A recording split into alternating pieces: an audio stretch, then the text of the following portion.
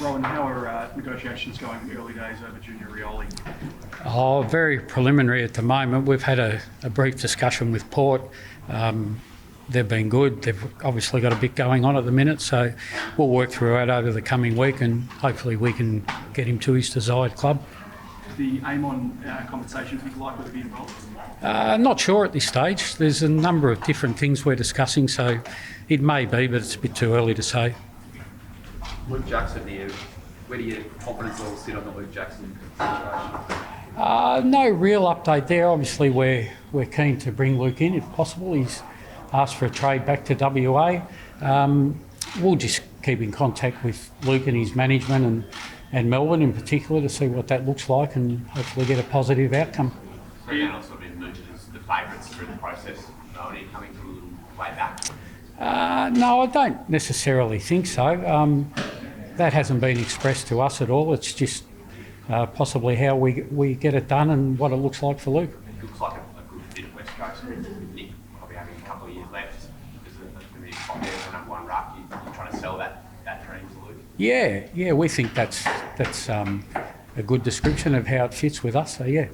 So you're not prepared to give up two in its entirety, or could you potentially split it, or do you want to just take two to the draft? We won't, I don't think, give up two in its entirety at this stage. There's a whole range of things we can do and it might be split, but that'll come down to Melbourne's expectations and whether we're prepared to look at that. Yeah.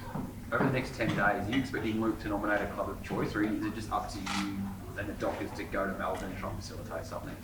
I think that's the first part, but I'm sure Luke will potentially nominate a club of choice at some stage, but we haven't had that as yet. When was your last discussion with Luke, if you're trying to get him to pick you? That was a little while ago now, but we've been in constant discussion with his management. Yeah. Jaden Hunt sounds like he wants to come to West Coast. What's the story there? Yeah, we hope so. That'll probably be sorted out in the next day or so. We think Jaden can offer a few things in terms of his speed and the role he plays. It also allows us to use some of our existing players in other roles as well, so we're very hopeful that Jaden will come across. You're trying to fast track this reboot. Is getting young WA talent into the club, is that a priority? Is someone like Dev Robertson or Jeremy Sharp on the radar? We'll just kind of take each case on its merits at this stage. It feels like that's unlikely at the minute, but we'll see what unfolds during the week. Melbourne described Luke Jackson as a generational talent. Do you agree with that? Yeah, I think he probably is, particularly for the role he plays, which is pretty significant in team success. So Luke's shown all the signs of being a generational player, if that's a term you want to use. He's a high-end talent. What do you see of the stat right now? We see a premiership 4 years ago. Yep. Where is that now? Well, we're in a transition phase for sure. We'll hit the draft as much as we can over the next few years, and that's really been our plan for the last 2 years or so. We started with that last year and we'll continue on this year.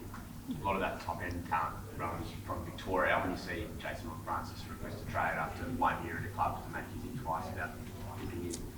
No, not at all. We'll lean towards who we think is the best talent, and no matter where they're from. I think we've had a terrific record over the years at retaining players, so we won't be put off in any way at all.